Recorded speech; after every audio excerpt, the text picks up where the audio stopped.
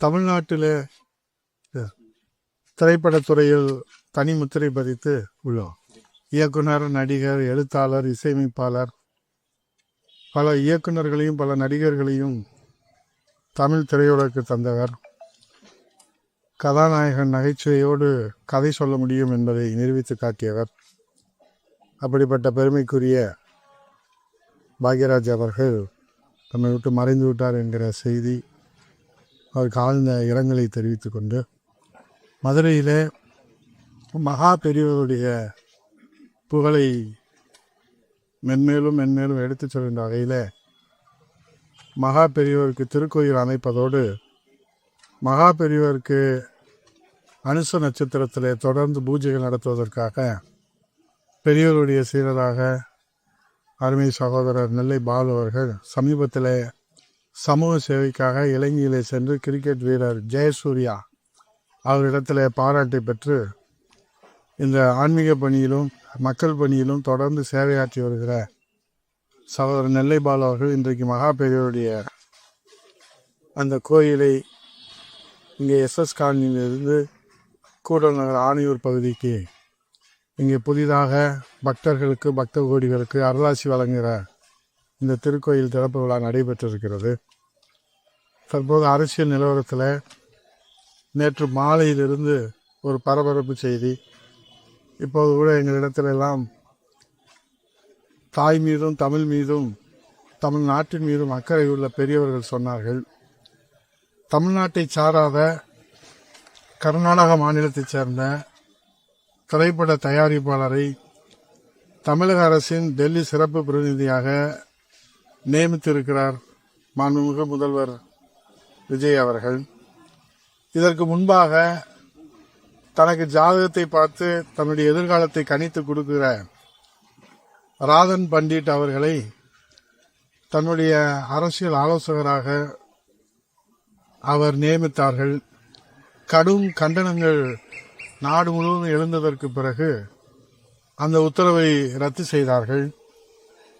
ஒருவேளை எல்லோருக்கும் ஜாதகம் கணித்து கொடுக்கிற ராதன் பண்டிட் அவர்கள் அவருடைய ஜாதகத்தை சரியாக கணிக்கவில்லையோ என்னவோ, பதவி போட்ட அன்றே பதவிக்கான ரத்தும் வெளியானது. அதன் பிறகு தன்னுடைய மேனேஜராக இருக்கிற ஜெகதீஷ் பழனிசாமி அவர்களை தன்னுடைய அரசு அதிகாரப்பூர்வ உதவியாளராக அவரை நியமித்தார்கள். அதற்கு பிறகு தன்னுடைய வியூக வகுப்பாளர் ஜான் ஆரோக்கியசாமி அவர்கள், தன்னுடைய நண்பர் விஷ்ணு ரெட்டி அவர்கள், இவர்கள் எல்லாம் தங்களுக்கான உதவியாளராக நியமித்திருக்கிறார்கள். இந்த நியமனங்கள் எல்லாம் நமக்கு ஒன்று மட்டும் புரிகிறது. நட்புக்கு இலக்கணமாக மாண்புமிகு நம்முடைய தமிழ்நாட்டுடைய முதல்வர் இந்த நியமனங்களை செய்திருக்கிறார் என்று நம்மளால் புரிந்து கொள்ள முடிகிறது. ஆனால் நேற்று மாலை 8 கோடி தமிழர்களுடைய உரிமையை தலைநகர் டெல்லிக்கு சென்று நிலைநாட்டுகிற டெல்லி சிறப்பு பிரதிநிதி பதவியில ஒட்டுமொத்த தமிழ் சமுதாயத்திலிருந்து ஒருவர் கூட நம்முடைய மாண்புமிகு முதல்வருக்கு அவர் கண்ணுக்கு தட்டுப்படவில்லையா அல்லது அவருடைய கவனத்திலே வரவில்லையா என்று தெரியவில்லை. கர்நாடக திரைப்பட தயாரிப்பாளராக தெலுங்கு, தமிழ் உள்பட பல மொழிப்படங்களை எடுத்த வெங்கட் நாராயணா அவரை ஒருவேளை அவர் சமூக நீதி போராளியாக இருந்திருப்பாரோ, சுதந்திர போராட்டத்தில் அவர்கள் பங்கேற்ற அவருடைய முன்னோர்கள் பங்கேற்றிருப்பார்களோ நமக்கு வரலாறு தெரியவில்லை. ஏனால் அவர் தமிழர் அல்ல, அவர் கர்நாடகத்தைச் சேர்ந்தவர். தமிழ்நாட்டினுடைய உரிமையை நிலைநாட்டுவதற்கு ஒரு தமிழர் கிடைக்கவில்லையே என்பதுதான் ஒட்டுமொத்த தமிழ் சமுதாயத்தினுடைய வேதனை. இங்கே எங்களிடத்தில் பல பேர்கள் கருத்துக்கள் சொன்னார்கள்.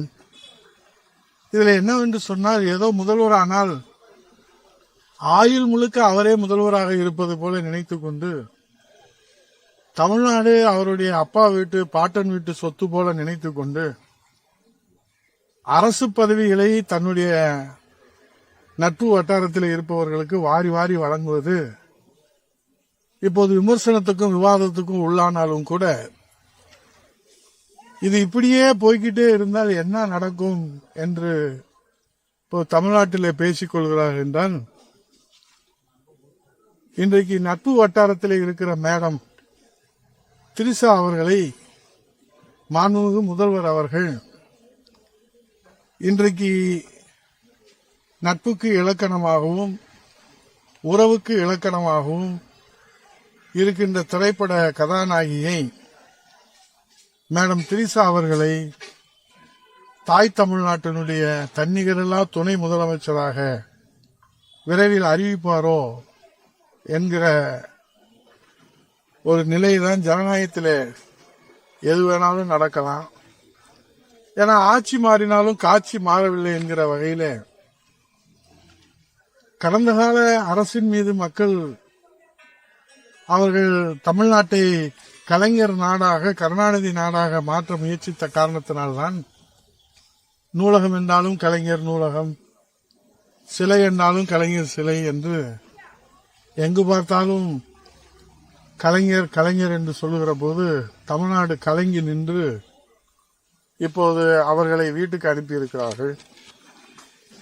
அதே போன்றுதான் இன்றைக்கு ஆட்சி மாறினாலும் காட்சி மாறவில்லை என்பதை போல தமிழ்நாட்டை தன் குடும்ப சொத்தாக நினைத்து அவங்க அப்பா வீட்டு சீதனமாக நினைத்து கொண்டு ஜனநாயகத்தில் கிடைத்த வெற்றியை ஜனநாயகம் படம் எடுத்த கர்நாடகா சேர்ந்த தயாரிப்பாளருக்கு வழங்குகிறார் என்று சொன்னால் மேகதாது உரிமை பிரச்சனை என்ன ஆகும், காவேரி உரிமை பிரச்சனை என்ன ஆகும், ஒட்டுமொத்த தமிழ் சமுதாயத்தின் உரிமை பிரச்சனை என்ன ஆகும் என்பதுதான் நமக்கு அச்சமாக இருக்கிறது. ஆட்சி மாறினாலும் காட்சி மாறவில்லை என்பதற்கு முதலிலே அவர் அறிவித்த பயிர்க்கடன் தள்ளுபடி அது முழுமையாக தள்ளுபடி செய்யாமல் இதுவரை 3 திருத்தத்தோடு அந்த அறிவிப்பு வெளியிட்டு இந்த நிமிடம் வரை விவசாயிகள் தொடர் போராட்டம் நடத்தி கொண்டிருக்கிறார்கள். தொடர் மின்வெட்டினாலே தூக்கத்தை தொலைத்து இரவிலே குழந்தைகளோடு வீதியிலே நின்று தமிழ்நாட்டு மக்கள் போராடுகிற ஒரு நிலையை நாம் பார்க்கிறோம். பெண்கள் பாதுகாப்பு என்ன ஆயிடுச்சு என்று கேட்டால் இதோ சிங்கப்படை சிறப்பு படை பாருங்கள் என்று சொல்லுகிறார். அதற்கு ஆளும் இல்லை, ஆக்ஷன் எடுப்பதற்கு அதிகாரமும் இல்லை. ஒரே அதிகாரம் ரீல்ஸ் எடுத்து விழிப்புணர்வு ஏற்படுத்துவதுதான் அந்த சிங்கப்பெண் அதிரடி படைக்கு உள்ள அதிகாரம். போதைப் பொருள் நடமாட்டம் இருக்கிறதே என்று கேட்டால் சிறப்பு படையை நாங்கள் உருவாக்குகிறோம் என்று சொல்லியிருக்கிறார்கள். நேற்று கூட மாண்புமிகு முதல்வர் அவர்கள் இளைஞர்களோடு விழிப்புணர்வை ஏற்படுத்த ஒரு விழிப்புணர்வு மராத்தான் அந்த நிகழ்ச்சியை நடத்தி காட்டியிருக்கிறார்கள். ஆகவே இன்றைக்கு அது எந்த தாக்கத்தை ஏற்படுத்தும் என்று நமக்கு தெரியவில்லை. மிரட்டும் மேகதாது பிரச்சனைக்கும் மிரளும் விவசாயிகளின் பிரச்சனைக்கும் விஸ்வரூபம் எடுக்கும் முல்லை பெரியாறு பிரச்சனைக்கும் பயிர்க்கடன் முழுமையாக தள்ளுபடி செய்ய முடியாத பிரச்சனைக்கும் நீட் தேர்வுக்கு தொடர்ந்து பலியாகி வருகிற காவு வாங்குகிற தற்கொலை சம்பவங்களுக்கும் அதைவிட கொடுமையாக தாவேக நிர்வாகிகளை தன்னிச்சையாக சட்டத்தை கையிலே எடுத்துக்கொண்டு அராஜகம் அட்ராசிட்டி அரங்கேற்றி வருவதை தடைபோட முடியாத பிரச்சனை, இத்தனையும் நடந்தாலும் வருத்தப்படாத வாலிபர் சங்கங்கள் போல சனிக்கிழமையானால் அங்கே பனையூரில் அனைத்து கட்சிகளிலிருந்தும் ஆள் பிடிக்கிற அந்த படலத்திற்கு, ஆள் பிடிக்கிற அந்த வைபவத்திற்கு விஜய் அவர்கள் எப்போது எண்டு கார்டு போடுவார் என்று தெரியாது. ஏனால் ஒரு தேர்தலிலே வெற்றி பெற்று விட்டால் மட்டும் அது மிகப்பெரிய கட்சியாகிவிட முடியாது. ஆகவே ஆண்டாண்டு காலமாக 54 ஆண்டு காலமாக மக்கள் சேவையிலே மகத்தான முத்திரை பதித்து 32 ஆண்டுகள் ஆளுகிற கட்சியாக மக்களிடத்தில் நன்மதிப்பை பெற்று வெற்றியும் தோல்வியும் ஜனநாயகத்திலே சகஜம் என்பதை யதார்த்தமாக எடுத்துக்கொண்டு களத்திலே உழைத்துக் கொண்டிருந்தாலும் பதவிகள், பட்டங்கள், அதிகாரங்கள் இவையெல்லாம் ஆசை காட்டி சின்ன குழந்தைக்கு மிட்டாய் கொடுத்து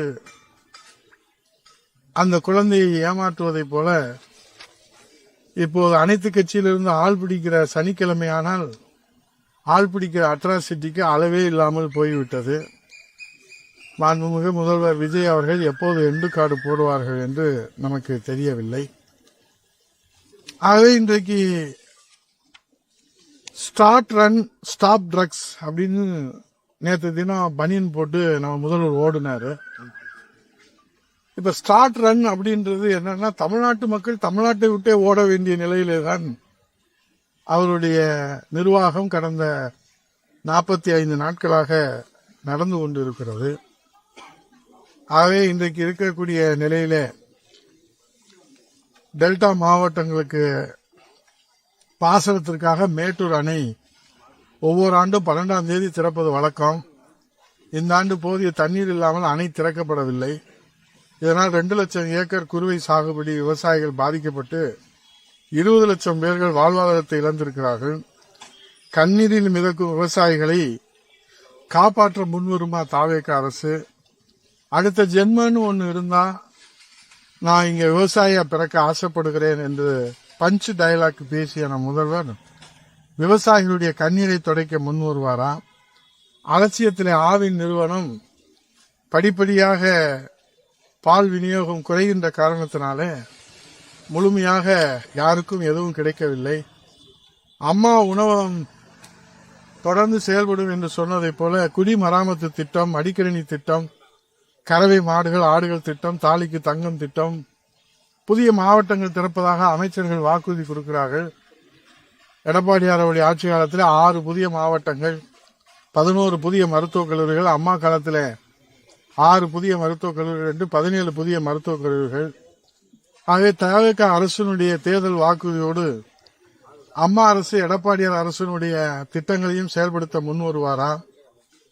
ஆகவே நான் நிறைவாக ஒன்று சொல்வது, திமுக ஆட்சியினுடைய அதிருப்திக்கு காரணம் சட்டம் ஒழுங்கு பிரச்சனை தான். அதை பற்றி அவர்கள் தீர்வு காணாமல் அவர்கள் விளம்பர வெளிச்சத்திலே தங்களுடைய அரசை மிகைப்படுத்தி காட்டினார்கள். அதே வழியிலே தான் இப்போது தாவேக அரசும் பேசும் பொருளாகி இருக்கிற சட்டம் ஒழுங்குக்கு தீர்வு காணாமல் ரீல்ஸ் போட்டு ரியல் சட்டம் ஒழுங்கு பிரச்சனையை மறைக்க பார்க்கிறார்கள். அதை கடந்த காலத்தில் விளம்பர வெளிச்சத்தில் இருந்த திமுக அரசுக்கு மக்கள் பாடம் புகட்டினார்கள். இப்போது ரியல் நிலவரத்தை மறைத்து ரீல்ஸ் நிலவரத்தால் விளம்பரம் தேடிக்கொண்டிருக்கிற தாவேக அரசுகளுக்கு மக்கள் எதிர்பார்ப்பது என்னவென்றால், குற்றங்களுக்கு கடும் எதிர்வினையை மாண்புமிகு முதல்வர் எடுப்பாரா என்பதுதான் இப்போதைய எதிர்பார்ப்பாக இருக்கிறது. ஆகவே இன்றைக்கு அவர்கள் வெற்றி பெற்றிருக்கிறார்கள் என்று சொன்னாலும் ஒவ்வொரு தேர்தலிலும் ஆதரவு அலை அனுதாப அலை என்று சொல்வார்கள். ஆனால் இந்த தேர்தலிலே அலைபேசி அலை ஆட்சி மாற்றத்தை உருவாக்கும் சுனாமி அலை என்பது தேர்தலின் முடிவு நமக்கு எடுத்து சொல்லியிருக்கிறது. இந்த சுனாமி பாதிப்பிலிருந்து மக்கள் எப்போது மீள்வார்கள் என்பதுதான் காலங்காலமாக மக்களுக்கு சேவையாற்றி வருகிற அரசியல் கட்சியுடைய கவலையாக இருக்கிறது. ஆகவே ஜனநாயகத்திலே எல்லாம் சகஜம் என்பதைப் போல கான்பிடண்டா இருங்க, நல்லதே நடக்கும்ன்றதை தவிர வேற ஒன்றும் சொல்வதற்கு இல்லை.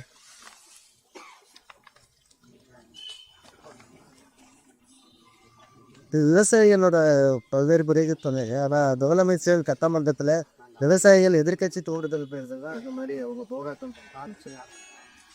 அதாவது எதிர்கட்சிகளே ஆளுகிற கட்சிகள் எல்லாம் குறை சொல்லிதான் அவர் ஆட்சி பொறுப்புக்கு வந்திருக்கிறார். இப்போதும் தன்னுடைய இயலாமையை மறைப்பதற்கு கடந்த கால நிர்வாகத்தின் மீது அவர்கள் குற்றம் சொல்வது என்பது தங்களுடைய இயலாமையை மறைப்பதற்கான முயற்சியை தவிர உண்மை நிலவரம் அப்படி அல்ல. ஏனென்றால் விவசாயிகளே உங்களை போன்ற ஊடகங்களிலே அவர்களே சொல்லுகிறார்கள், தேர்தல் வாக்குறுதியிலே சொன்னதைத்தான் நாங்கள் கேட்கிறோம், அதிகமாக கேட்கவில்லை. மாண்புமிகு முதல்வர் விஜய் அவர்கள் எதிர்க்கட்சியாக இருக்கிற போது, தேர்தலை சந்திக்கிற போது என்ன வாக்குறுதி கொடுத்தாரோ அந்த கடன் தள்ளுபடி செய்து கொடுத்தால் போதும். இப்போது தமிழ்நாட்டு அரசினுடைய கடனை காரணம் காட்டி எங்கள் பயிர்க்கடனை தள்ளுபடி செய்ய மறுப்பது என்பது தேர்தல் வாக்குறுதியை சொல்வது ஒன்று செய்வது ஒன்றாக இருக்கிறது. இது ஜனநாயக விரோத போக்கு, மக்கள் விரோத போக்கு என்பதைத்தான் விவசாயிகள் சொல்றாங்க. முதலமைச்சரோட தோல்வியை பற்றி சொன்னதானே கேட்கும். ஒரு முதலமைச்சரோட ஒவ்வொரு செயல்பாடுகளும் வெளிப்படையாக இருக்குன்னு சொல்ல கேட்டு சார். ஆனால் அது மாதிரியான ஒரு கேக் வச்ச மாதிரியான ஒரு ஓட்டோ தந்திருக்குது. அதில் கத்தி போன்ற இதுதான் பச்சைப்பில் இருக்குது. ஒரு முதலமைச்சர் ஒரு பாதுகாப்பாக இருக்க வேண்டிய இடத்துல இருக்குது. அது சரியானதாக நினைக்கிறீங்க? அது இல்லை ப்ரிஃபர் வேணுங்க ஒரு நடக்குது. இல்லை கான்ஃபிடெண்ட்டாக இருங்க, நல்லதே நடக்கும்னு முதல்வர் சொல்லியிருக்காரு. டிரான்ஸ்பரன்சி, வெளிப்படைத்தன்மையானதான் எல்லாமே இருக்குன்னு சொல்லியிருக்காரு. ஆனால் இந்த அவருடைய பிறந்த நாள் மட்டும் இரவு 12 மணிக்கு மேலே அந்த பிறந்தநாள் விழாவுக்காக தன்னுடைய நட்பு வட்டாரத்தில் நட்புக்கு இலக்கணமாக இருக்கிற மேடம் திரிசா அவர்களோடு கேக்கு வெட்டி கொண்டாடியது தேசத்துறவு குற்றம் அல்ல. ஆனால் அவர் நினைத்திருந்தால் முதல்வராக இருப்பவர் தொண்டர்களோடோ மக்களோடோ அவர் எளிமையாக அதை கொண்டாடி இருக்கலாம். அது என்ன காரணத்தினாலோ பிறந்த நாள் விழாவை தோழியோடு மட்டுமே கொண்டாட வேண்டும் என்று அவர் நினைப்பது அவருடைய உரிமை. ஆனால் நாம் என்ன கேட்கிறோம் என்றால், அவருடைய நட்பு வட்டாரத்தில் இருப்பவர்கள், அவரோடு உடன் பயணித்தவர்களுக்கெல்லாம் பதவி கிடைக்கிற போது அவரோடு இருக்கிற தோழிக்கும் ஏதாவது பதவி கிடைக்குமா என்று நேற்று கூட 2 தினங்களுக்கு முன்னாடி காரைக்குடியில் ஒருத்தர் ரொம்ப உணர்ச்சி வசப்பட்டு மேடம் திரிசா படம் வைக்கலைன்னா கலவரமே நடக்கும் அப்படின்னு தன்னுடைய உணர்வை வெளிப்படுத்தியிருக்காரு. அதுபோல தோழி திரிசா அவர்களுக்கு துணை முதலமைச்சர் இல்லாட்டா முதலமைச்சர் பதவியாவது எது அவருக்கு சிறந்ததோ அதை கொடுப்பாரா என்பதுதான் இப்போ தமிழ்நாட்டில் இருக்கக்கூடிய விஜய் ரசிகர்களுடைய கோரிக்கையாக இருக்கிறது என்று எங்க காதுக்கு வர செய்தியை சொல்றேன். அது விஜய் அவர்கள் மாண்புமிகு முதல்வர் அவர்களுக்கு தெரியும் யாருக்கு எப்ப என்ன பதவி கொடுக்கணும்னு. ஜெகதீஷ் பழனிசாமி கொடுக்குறீங்க, விஷ்ணு ரெட்டி கொடுக்குறீங்க, ஜான் ஆரோக்கியசாமி கொடுக்குறீங்க, அவருடைய நண்பர் ஸ்ரீநாத்தையே அமைச்சராக்கி இருக்கிறீங்க. இன்றைக்கு அவருக்கு ஜாதகம் பார்த்த ரத்தன் டாடா அவர்களுக்கு கொடுத்துருக்கிறீங்க. இப்போ படம் எடுத்த ஜனநாயக படம் எடுத்தவருக்கு டெல்லி சிறப்பு பதவி கொடுத்துருக்கிறீங்க. இவ்வளவு பேத்துக்கு வாரி வழங்குற விஜய் மேடம் திரிசா கொடுக்க மாட்டாரா என்ன? அவருடைய ரசிகர்கள் எல்லாரும் பொறுத்திருந்து பார்த்தா கான்பிடண்டா இருங்க, நல்லதே நடக்கும். வேலு வீட்டுல ரைடு போயிருக்காங்க, அரசியல் சார்ந்ததா ஆட்சி மாற்றம் ஏற்பட்ட உடனே அந்தந்த பகுதியெல்லாம் அந்தந்த இது கடமையை செய்வாங்க. இதெல்லாம் நீதிமன்றத்தில் விசாரணைக்கு பிறகுதான் இதோடைய விவரங்கள் நமக்கு தெரிய வரும். ஆகவே அதிகாரத்தில் இவங்க இருக்கிற போது அதிமுகவில் இருக்கிற அமைச்சர்கள் மீது என்ன நடவடிக்கைகளை எடுத்தார்களோ அதே போன்ற நடவடிக்கையால் தான் இது பார்க்கப்படுகிறது. சார், இதுக்கு முன்னாடி ஸ்டாலின் கார் ஓட்டுறப்ப ரீல்ஸ் இல்ல பைக்ல போறப்ப இதே தான் ரிப்பீட் பண்றாரா விஜய்? மேரத்தான்ல, பஸ் இனாகரேஷன்ல, அதுல ரீல்ஸ் எல்லாம் போயிட்டு. ஆமா, அவரு ஏற்கனவே இருந்த முதல்வர் டீம் ஸ்டாட்டிக் டீம் இருக்காங்கல்ல, அட்வைஸ் டீம், அவங்க சொன்னாங்க நீங்க பஸ்ஸை கொடியசைத்து தோற்ற காலத்தில் பஸ்லேயே பயணம் பண்ணலான்னு சொன்னாங்க. அவரும் பயணம் பண்ணார். இப்போ அவர் பயணமே நின்று போச்சு. அதுக்கப்புறம் சைக்கிள் ஓட்டுங்கன்னாங்க. இப்போ சைக்கிள் ஓட்ட முடியாமல் வீட்டில் இருக்காரு. அதே போல என்னன்னா ஸ்டாலின் அவர்களுக்கு முதல்வராக இருக்கும் போது சொன்னாங்களோ அதே தான் காப்பி பேஸ்டாக இவருக்கு சொல்கிறாங்க. ஏன்னா அவருக்கு வசீகரம் இருந்துச்சா இல்லையான்னு நமக்கு தெரியாது. அவர் ஒரு படத்துல தான் நடிச்சாரு. ஆனால் இப்போ இருக்கிற நம்ம முதல்வருக்கு வசீகரமான முதலமைச்சர்னால அவர் எதை செஞ்சாலும், நேற்று கூட பார்த்தீங்கன்னா ஓடும்போது இப்படின்னு சொல்கிறாரு, என்னன்னு தெரில. சட்டசபையில் இப்படிங்கிறாரு, அதுக்கு என்னன்னு தெரியல. சட்டசபையில் இப்படிங்கிறாரு, இங்கேருந்து அப்பாவை காணன்றாரு. அவர் அப்பாவா யார் அப்பான்னு யாருக்கும் தெரியலன்னு ஒரே குழப்பமாக இருக்குது. இப்போ தமிழ்நாட்டிலே ஓட்டு போட்டவங்களாம் ஒரே குழப்பமாக இருக்காங்க. யாருக்கு யார் அப்பா எங்கே இருக்காங்கன்னு தேட வேண்டியது இருக்குது. முதல்ல அப்பாவை தேடுங்கன்னு இப்போ நம்ம தாவேக அரசில் ஒரு அறிவிப்பு கொடுக்கணும். அவங்க அப்பாவை கண்டுபிடிச்சி கொடுங்க அப்படின்ற அறிவிப்பு தான் இப்போ தமிழ்நாட்டில் தலைப்பு செய்தியாக இருக்குது. இதெல்லாம் ஒரு ஆரோக்கியமான அரசியலுக்கு, ஆக்கப்பூர்வமான அரசியலுக்கு, மக்கள் சேவையான அரசியலுக்கு இது புதுசாக தெரியுது. ஏன்னா இது வரைக்கும் சுதந்திரம் அடைஞ்சதுலேருந்து நம்ம எத்தனையோ தேர்தல் பார்த்துருக்குறோம். அந்த அலைபேசி அலையாலே ஆட்சி அதிகாரத்திலே அரியணையில் அமர்ந்த காரணத்தினாலே அவர் மக்கள் நலனுக்கு முக்கியத்துவம் கொடுப்பதை விட அலைபேசியின் அதிகாரத்துக்கு தான் முக்கியத்துவம் கொடுக்கிறாரோ என்னமோ. ஏன்னா எங்கே போனாலும் அந்த ரீல்ஸ்க்கு ஒரு போஸ் கொடுப்பாரு அவர். அது நம்மளும் பார்த்து தான் ஆகணும். அது நம்மளுடைய தலை விதி. அது